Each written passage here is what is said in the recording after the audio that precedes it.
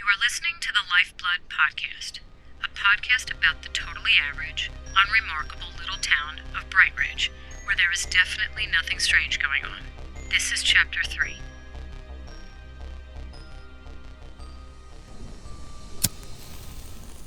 I stood outside waiting for Jackie, nervously checking my watch and looking around like a suburban mom trying to score OxyContin on the street for the first time.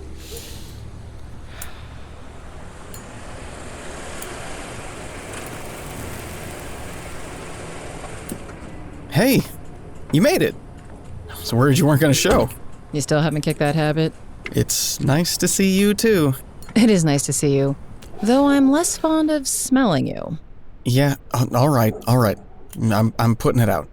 I shoved my lighter in my pocket with one hand and with the other stubbed out my cancer stick against the brick exterior of the house.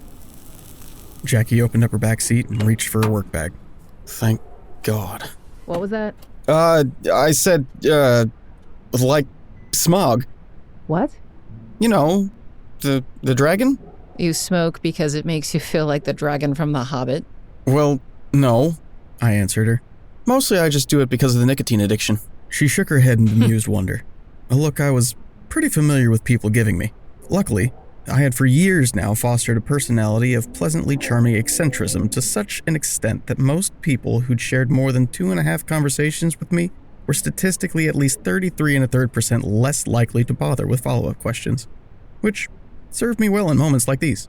I have cut back, you know. Oh, great. So you die slower from the cancer. Exactly. She slung her bag over her shoulder and closed her car door.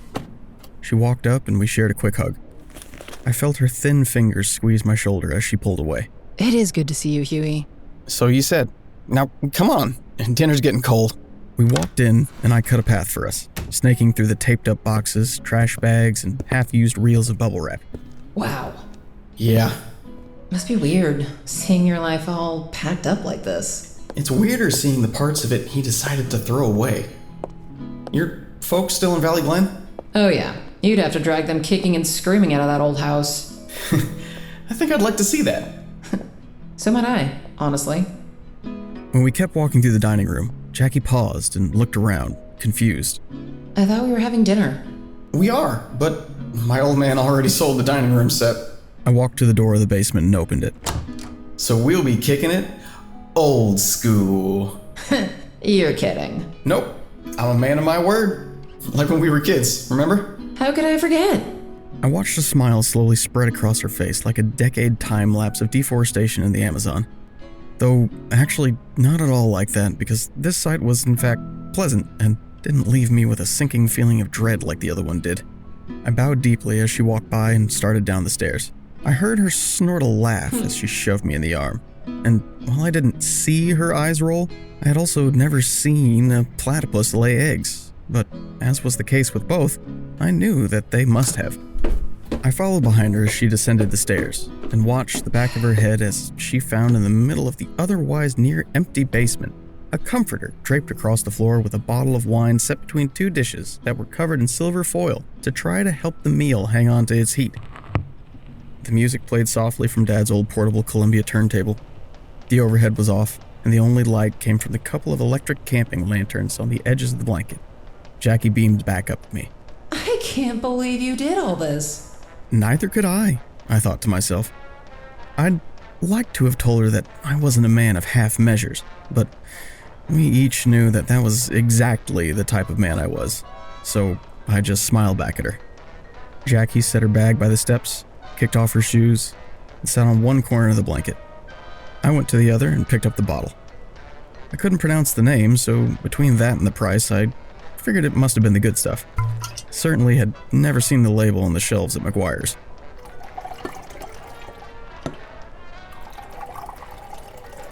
There. Should we make a toast or something? To what? I don't know. Something. Here's to something. To something.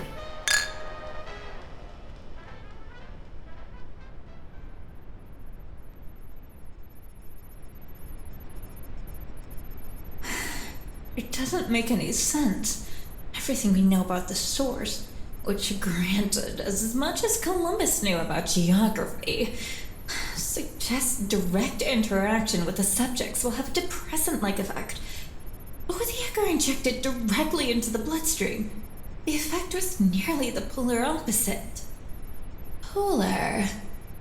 Could it be that the blood plasma is more hydrophilic than in humans, attracting some kind of inverse interaction that wouldn't be present in the gastrointestinal?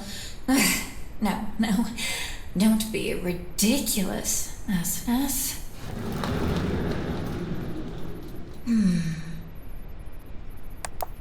Danielle, could you be a dear and bring me up a vial of ichor from this afternoon's bleeding? I'm afraid we haven't got any more down here, ma'am. What?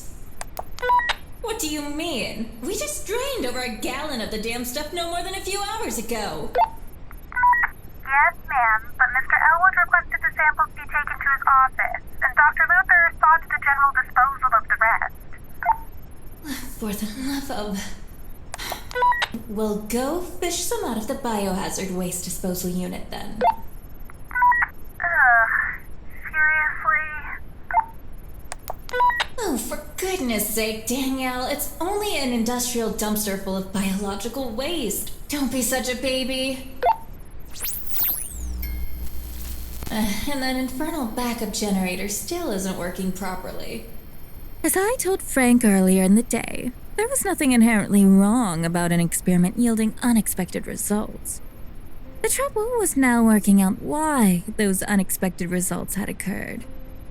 It's almost as if, I thought to myself, it had been a bad idea to inject a substance we knew almost nothing about from a thing we knew less than nothing about into a couple of deeply troubled human adolescents. But then, of course, that was a stupid thought, so I stopped thinking it. Discretion may have been the better part of valor, but it was the Achilles heel of scientific research. And don't even get me started on morality.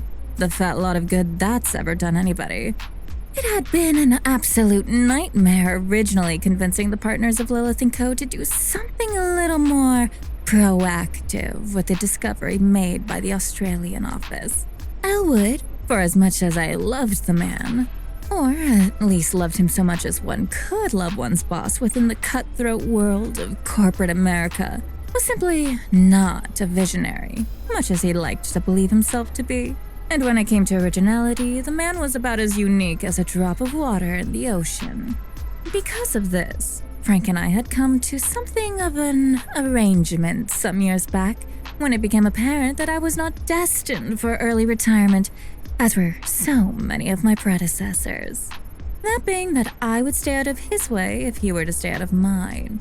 Once that unsteadied peace had been brokered, an unexpected civility had developed, surprising us both, whereby he eventually grew to appreciate my creativity, a fact in my opinion upped only marginally by a brief series of one-night stands, though we don't really talk about those anymore.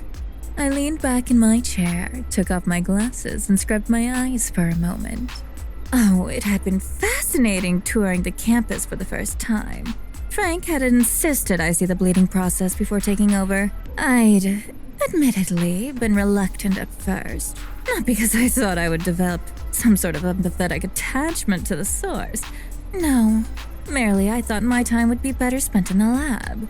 I was somewhat affronted at the time by the notion that the lead science officer was unable to delegate such, what I at the time had considered to be a very trivial and pedestrian task.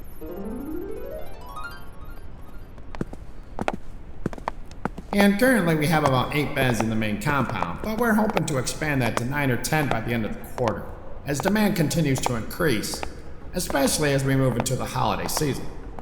I'm surprised. Those numbers seem low. There are biological limitations to consider. The source is only capable of so many conversions per feeding cycle. Ah, yes, of course. Though, counterintuitively, this number seems to increase the more it is fed prior to the absorption and ingurgitation process, a discovery that I made some years back. Brilliant. Though, I take it this method only proved effective to a point. Yes, and unfortunately, production increase efforts have stalled out since then. Interesting. I'm sure we could find some way to encourage a higher output rate. Electroshock therapy, perhaps. I would love it if we could eventually compete with more traditional inpatient units with 10 to 12 beds. That doesn't seem unreasonable. I'm certain we could work something out given some time and trial and error. If positive reinforcement and negative punishment have each failed as proper incentivization, perhaps it's time we introduce an element of positive punishment into the equation. Would it really be Excellent. wise? This is exactly the type of new headway I was hoping we'd see with the new project head. Of course. And Luthor, dear, tell me, does it have 2 stomachs? I beg your pardon. Quite all right. I'm used to people around me apologizing for their inferior intellect. What? No, Think nothing of it. I asked if there were 2 stomachs, one for feeding and one for the rumination process. The boys shared a glance, looking owlishly at one another, like a pair of dogs might glance around for a tennis ball you've just neglected to let go of on the downswing. My, you really do need me, don't you? I said with a wry little grin. We walked down the final series of hallways and arrived at a Spartan little lab with a desk in the far corner. I could tell it was meant to be mine by the lack of anything else on it at the moment, save the nameplate that had seen better days around the edges where some poor janitor had repeatedly needed to pry out and replace the lettered slide. There was a large pair of doors on the opposite side, towards which Elwood had motioned before checking his watch. Right on schedule. He'd said, taking out a handkerchief and dabbing his brow and upper lip with it. The squeamish type, then. I had concluded with mild amusement.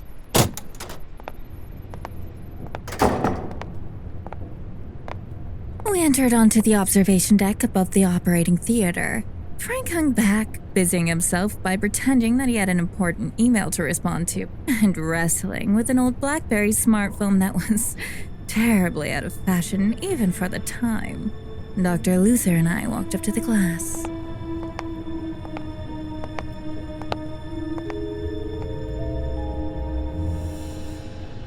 I peered down at the site below us. A group of 5 or so EOS employees were milling about, checking the readings of the monitors around the room, adjusting knobs and recording observations onto tiny clipboards.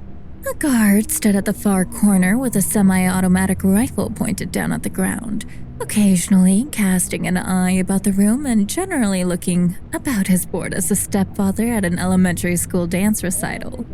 In the center of our room was a compact, organic mass about 7 foot tall by 5 foot across by 3 foot wide, and that slowly expanded and deflated in regular intervals. You'd almost think it was breathing. And you'd almost be right. Almost, because it was indeed breathing, so the almost was incorrect entirely. The dermis on the outermost layer was thin and nearly translucent, and the dark, blackish veins pulsed visibly. Squinting from the not-so-insubstantial distance between us and the main stage, I could just barely make out that the angular extrusions along the sides were collapsed arms that ended with wiry fingers curled around the rest of its fleshy frame.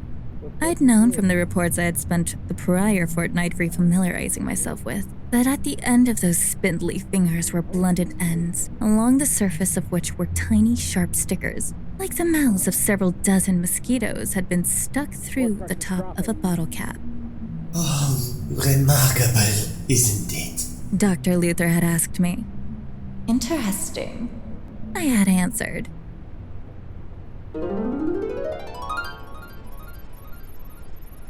I wonder. Presently, I pushed around stacks of papers, data sheets, manila folders, and small black binders, until a scrap of office desk that hadn't seen the light of day in months was at last visible. Fumbling almost blindly, I reached through the small hole I'd made in the paperwork piles until I felt something cold and solid against my hand. I pulled it out and turned the triangular little metal object over and stared at the inscription on the outermost side. Dr. Aseneth Freeman, it read in large, bold-faced letters. I mused silently to myself for a time. Danielle, When you're done over there, please ask Dr. Luthor to come meet me in my office.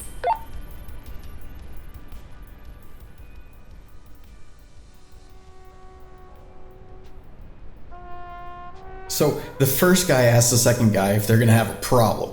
And the second guy says, yeah. First guy says, all right, you wanna take this outside? Second guy says, yeah, again. Then right as me and Sean are about to jump in, the first guy, no joke, pulls out a mouth guard out of his pocket and puts it in his mouth. Oh, come on, what? You're kidding! No, I swear. So the second guy takes a look at this dude with the mouth guard for a couple of seconds, then says nothing, reaches for his wallet, pays for his drinks, and walks out. First guy finishes what he got and leaves half an hour later. Never seen either of them again. Wow. Oh, that's great. Yeah, I love retelling that one. How about you? Any wild stories from work? Oh, tons. Any you're allowed to share? Slightly less than tons. Oh, come on. You don't have to name names. I don't know if any of them are really funny out of context, you know. A lot of them are kind of morbid, really. Oh. Yeah. It must be tough going into work every day and listening to all that. Sometimes. But it's not all doom and gloom. You also get to be there for the success stories, and the epiphanies, and the celebrations. How many places you working at now? Let's see. The high school, the college's career and counseling centers, the police department, and then there's my private practice. You have a private practice? Barely. She scoffed and took a long sip of her wine. It's tough. This town is dying, and nobody wants to admit it. I mean, I wouldn't say that. Of course you wouldn't. That's exactly my point. Think about it. The local coal industry's been burnt out for over 20 years. We're at least 4 hours from any coal mining towns, Jackie. Shh! Stop interrupting. Sorry, continue. Thank you. As I was saying, coal's gone the way of the Macarena. The university is losing professors right and left, your dad included. The high school is half empty, and a lot of the new tech jobs are getting outsourced overseas or into the major cities, leaving pretty much just the little dead-end stuff the teenagers get running registers and stocking shelves. Sounds like plenty of folks could use some therapy. And that's the other thing. She was getting animated now, holding her wine glass and waving it around as she continued talking. I tried not to calculate the exact dollar amount soaking into the floorboards from the couple of tiny spills. Most of the kids who could use therapy, their parents just ship them off to EOS where they do God only knows what to them. But who can compete with guaranteed behavioral improvement in under a month? I certainly can't. Therapy, real therapy, takes time. It takes patience. It takes parental involvement and a lot of hard work. And these parents just... Can't be bothered. Pretty much. She sulked, bringing her glass to her lips and taking a large gulp. Another record over? How long have we been down here? Well, 22 minutes on each side, 4 LPs, so that makes a little under 3 hours? Show off. I'll go get another. Not so fast. You picked the last all of them. You want to pick one? It's only fair. All right. I motioned off towards the spot around the half wall where my dad's vinyl collection was stacked up in a series of heavy, waterproof lockboxes. Lady's choice. She grinned and got up, before winding her way through the room like she'd seen me do a few times now. I waited till she was out of sight, and I heard her begin rifling through the selection before I turned my eyes to her work bag that was still sitting by the stairs. I could feel myself shaking from the adrenaline cocktail usurping the alcohol in my system for the title of most obnoxious visitor in my bloodstream. As quietly as I could, I shuffled over and slipped my hands down either side of the bag. I hadn't been able to place the recorder in with any real care, so it had undoubtedly fallen somewhere to the bottom of the main pouch. Ouch! I heard Jackie cry out and felt my heart hit the eject pilot button and launch itself straight up into my throat.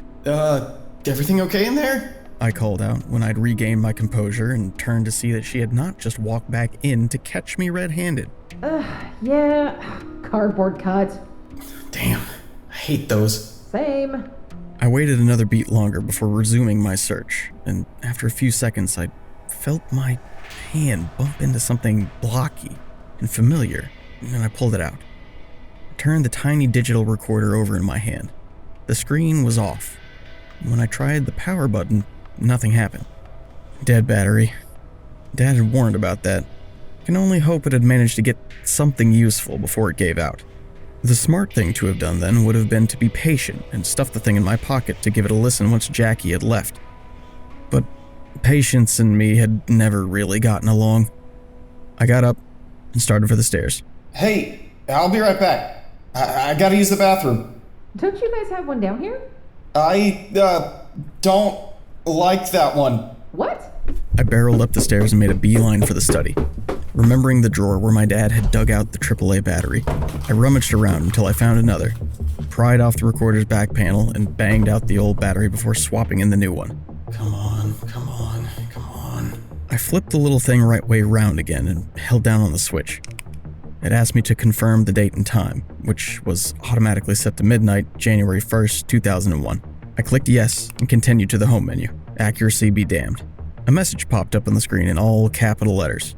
No memory card. I felt my shoulders drop so fast you'd think they were shady cryptocurrency. My heart sank too, but that one felt more like it had been on the Tower of Terror right at Disney World, minus the part where that was actually fun, so maybe not like that at all. What? But how? I ripped the battery panel back off and stared blankly at the empty card slot where a micro USB should have been. Looking for something? My head snapped up to where Jackie's silhouette hung in the doorframe. She brought up her hand, revealing that she had held between her fingertips a small, thin piece of plastic. This, maybe? Ah, shit.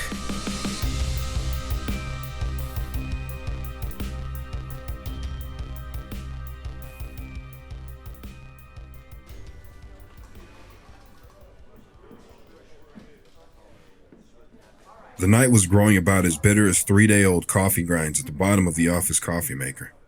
I sat at my desk, staring down the same report I'd been glaring at for over an hour. If there was one thing I'd learned in this line of work, it was that paperwork was a lot like a pissed-off goose, meaning it didn't intimidate very easily. If there was another thing I'd learned in this line of work, it was that I wasn't very good at making analogies.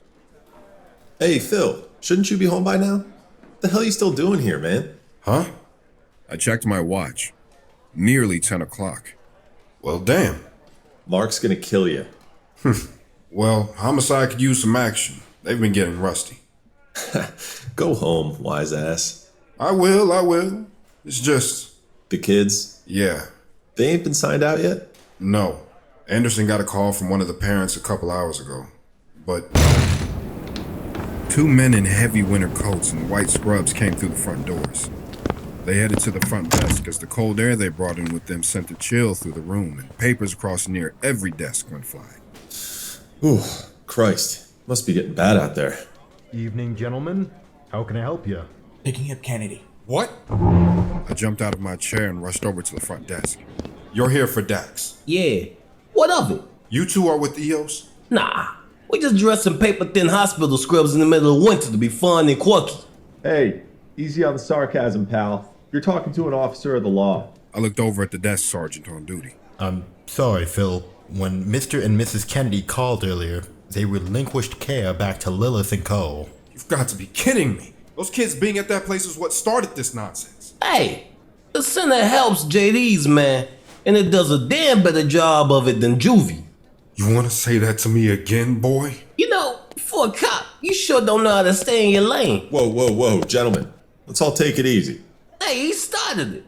Oh, did he? What is this, the recess yard at an elementary school? Enough already. Peterson, come on, man. Come with me. It's not worth it, man. Come on. There's something weird going on at that place. Yeah, no shit. But there's nothing we can do about it. And they've got a point. Juvie would eat the Kennedy kid alive. You know that. Yeah, you're right. That doesn't mean I have to like it. Nobody said you did. Why don't you go get Dax? Think they're still sitting in interrogation room A. We only have one interrogation room, Sanchez. Which makes it by default room A. Now go get Dax, then go home, capiche? Your husband's probably worried sick about you. All right. Just gotta make a call first. Who you gonna call? Damn it, Sanchez. Now that song's gonna be in my head all night. Sorry, it was on cable last night.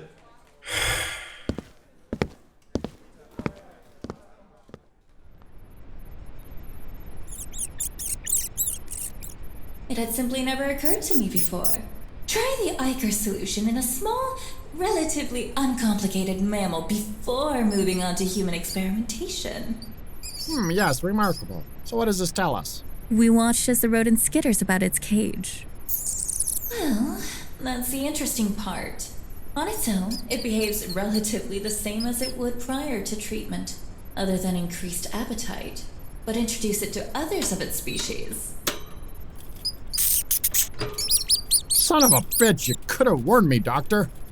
What did you think I was going to show you, Frank? The pair sitting down and solving the Pierce-Burkhoff conjecture together? Point. How intriguing. Yes.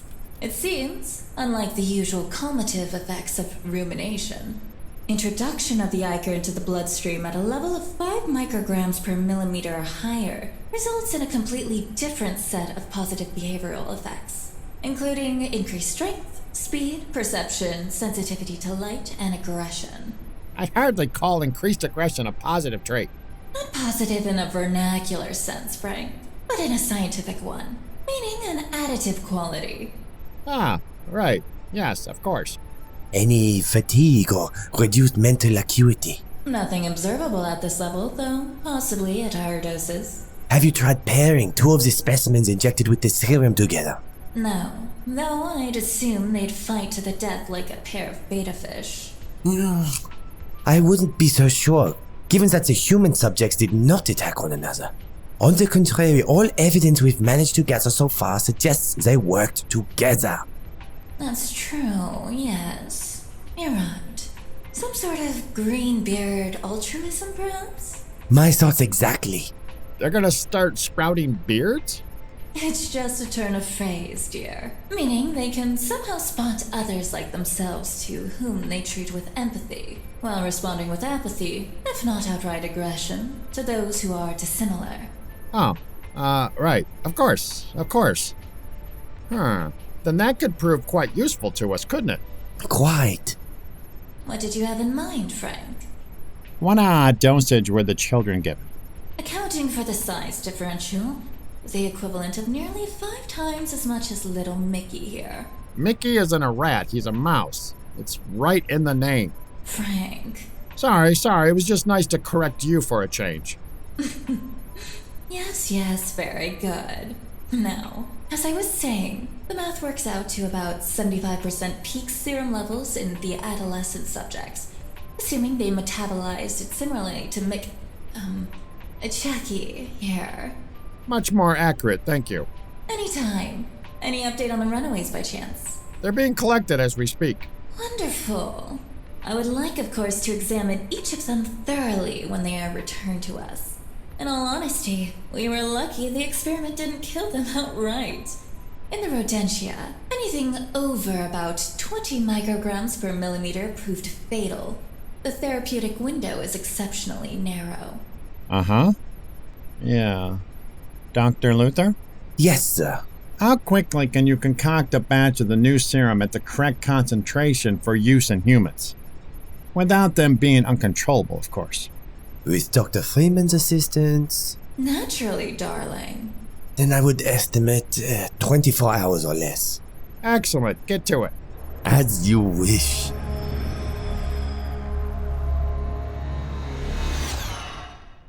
Ouch! Jackie slugged me hard in the shoulder. Ow! Hey! I can't believe you, Huey. Do you have any idea how much trouble I could have been in if somebody had found that stupid thing on me? This is a two-party state. Any unlawful recordings discovered could have ruled the entire interview inadmissible in court. Not to mention the utter breach of confidentiality and the fact that it's a Title 18 offense to bring contraband into a police interrogation room. I could have lost my job, lost my license, and been charged, fined, and imprisoned for up to 20 years. There's no way you knew all of that off the top of your head. You totally looked at... Ow! Okay, stop hitting me. I circled around the room so my dad's desk was between us. If looks could kill, I'd have been a smoldering pile of ashes right about now. This is just like you, Huey. I can't believe I let you trick me into thinking you actually wanted to see me. I did want to see you. No, you wanted to see this. She held up the micro SD card again. Because you just couldn't stand the idea of something going on in this dumb little town that you didn't know about. And you didn't stop for even a second to think about how your stupid selfish interests might have impacted the people around you, because you never do that and you never have. What's that supposed to mean? What do you think it means, Huey? Whoa, hey! All your life you've had it easy. You don't even know what it's like to have to work for something. You did well in school without even trying. You made every varsity team you wanted to be on. You even got you a free ride to college because your dad was a professor at the university. And then you didn't even finish. Just dropped out. No consequences, no debt, working one nothing little restaurant job after another and coasting by on your charm. Where is any of this coming from? It's the same old story, Huey. The same old Hugo Matthews. Jackie crossed her arms and turned away from me, back towards the doorway to the hall. And I can't believe I fell for it again. She walked out of the room and headed down the hall before I heard her descending the basement stairs. I stood motionless in the center of the room, like a spider in the bathtub, before I eventually wrestled my self-preservation instincts away from my motor controls and followed after her. I found Jackie crouching by her work bag, shoving her shoes back on and pointedly refusing to look up at me as she occasionally had to wipe at her face.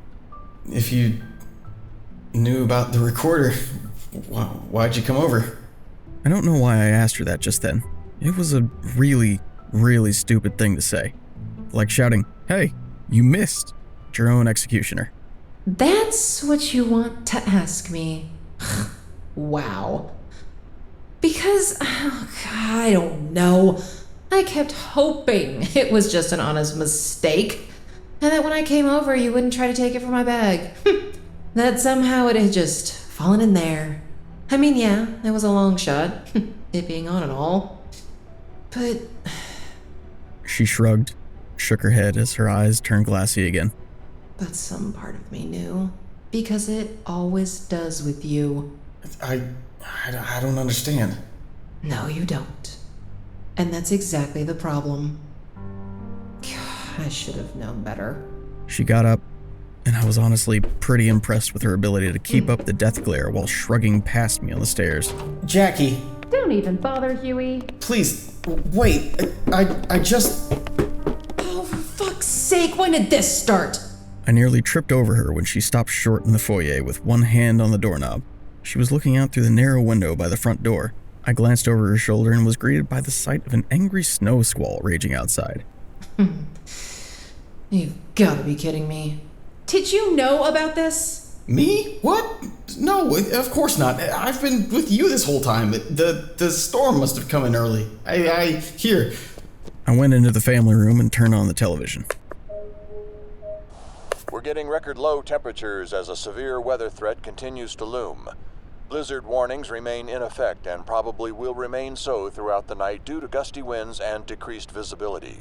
Ice is also a concern as we move further into the night, and we've got some colder air on the northern side of this storm system as it makes its way towards us and continues to move in throughout the weekend, likely changing any remaining wintry mix into ice, which could be up to 1/4 of an inch, which could cause some significant damage to property.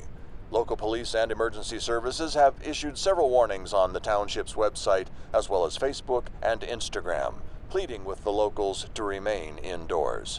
Of course. Great. That's just great. Hey, look, it's fine. I'll take the couch. You're damn right you will. Okay. We're sleeping on opposite ends of this entire goddamn house. And if you think for even a second about asking me to give you that damn chip, I swear to God, Huey, I'll... The power went out. Fuck me.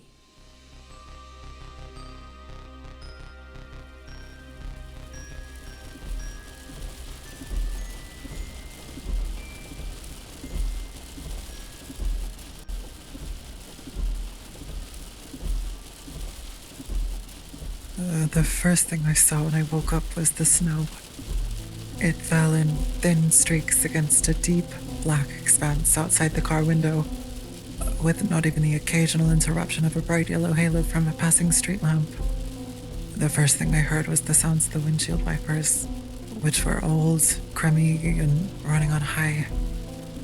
Two voices that I didn't recognize were speaking quietly. Their conversations drifted towards me into the backseat. They could spare us a van that wasn't 20 years old. Yeah? And with chicken wire for windshield wipers? This is unbelievable! I can't see a damn thing! Honestly, don't see how one kid can be worth the trouble of driving through a freaking blizzard. Beats me. And Elwood's going to be pissed when we tell him the other kid got picked up by spokes. So what else is new?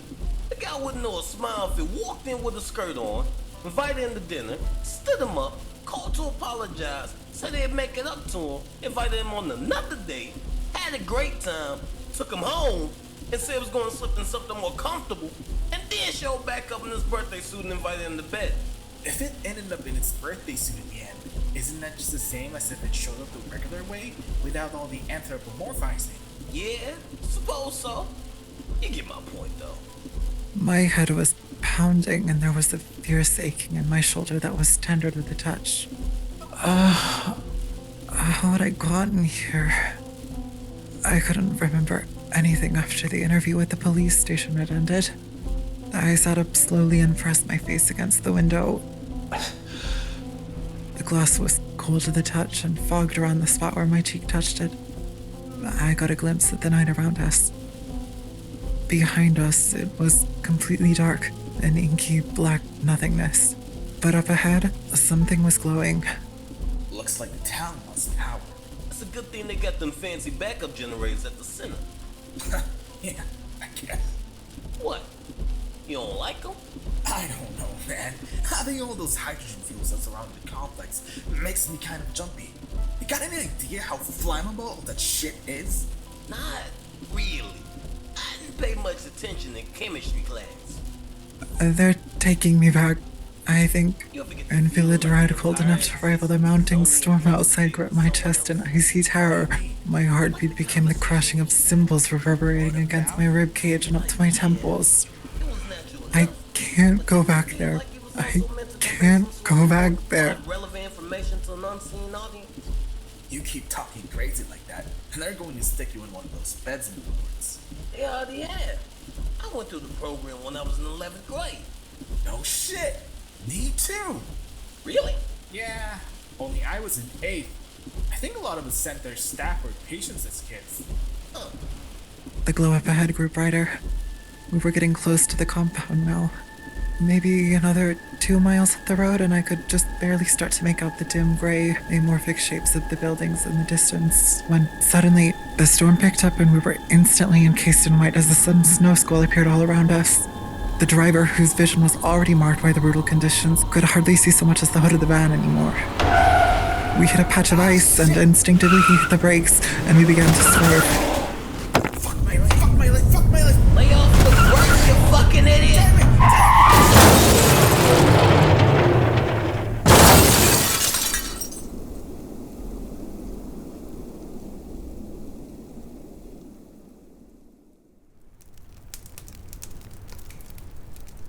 There.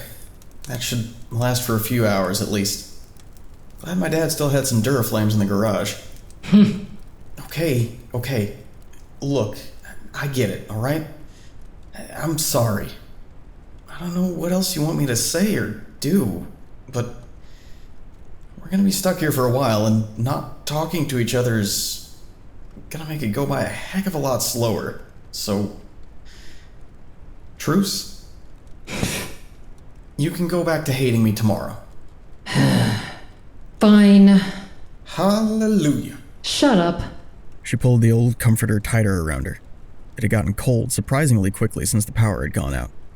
Probably thanks to the old house being nearly empty and also desperately in need of some new windows.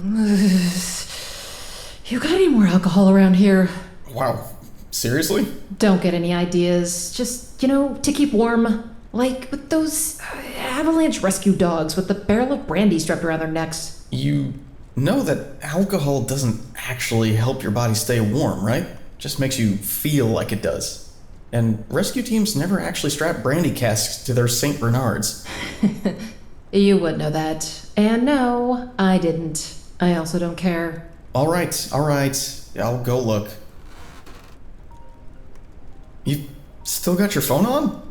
What if the power stays out and it dies? Mind your business, Matthews. Okay, I'm going. Hello? Adler? Phil, hey, what's up? Is this about Dax? Yeah, listen. You didn't hear from me, but we just got back the kids' blood and urine samples. They all came back positive for bath salts. What? There's no way. Phil, I know this kid. They wouldn't do that. Maybe the Martin boy, but not Dax. Not after what happened with the brother. The brother? I know. But the labs don't lie. And that's not all. Great. More bad news. Is there any other kind? Not today, apparently. What is it? The Martin boy got picked up by his parents a little while ago. But a couple of flunkies from EOS just came through for Kennedy. Oh, jeez. That's an understatement. Man, you should have seen the scene that kid caused. I've never seen a teenager that size throw 3 grown men off him like that. Like it was easy. Jesus. It was like watching a rabid animal. Took restraints and sedation to end the brawl. Jesus. If that's not bath salts, I don't know what is. That doesn't make any sense. Is the state gonna press charges? McGuire's or the scene at the station? Either. I doubt the state prosecutor is going to bother pressing charges so long as the McGuire's don't pursue it. And I was the arresting officer, so I'm sure not going to. Thanks. That's a relief at least. Yeah, but the state can't just sit back while a minor is using. Dax wouldn't I know do... that's what you think, Adler. But you should have been here tonight. It sure looked like she was on something. And you know what that means. That scumbag lawyer from Lilith & Co. is going to try to argue that the center can take place of juvenile drug counseling. Exactly. Damn it! Is there anything we could do about it? I doubt it. Definitely nothing on my end.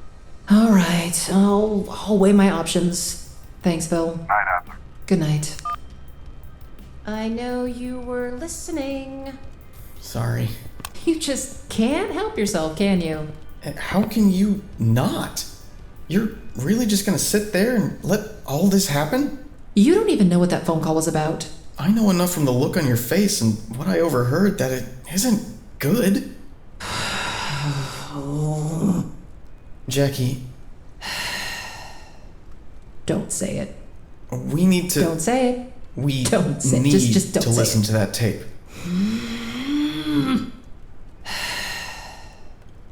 Okay.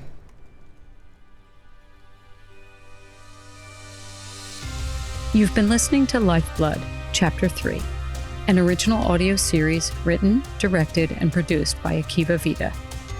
Chapter 3 cast featuring Chris Rogers as Hugo Matthews, Kat Loveland as Jackie Adler, Hannah Floto as Dr. Freeman, Steve Lloyd as Frank Elwood, Thomas Mirgiannis as Dr. Luthor, Reeko Brooks as Officer Phil Peterson, P.V.S. as Detective Sanchez, Devyn Boer as Dax Kennedy, Clark Soon as EOS Thug 1, Damon Sims as EOS Thug 2, Gnomi Omi as Danielle, Michael Robinson as Newscaster 1, Loretta Chang as Newscaster 2, Ray Jordan as Desk Sergeant, Parker Jackson as EOS Lab Worker.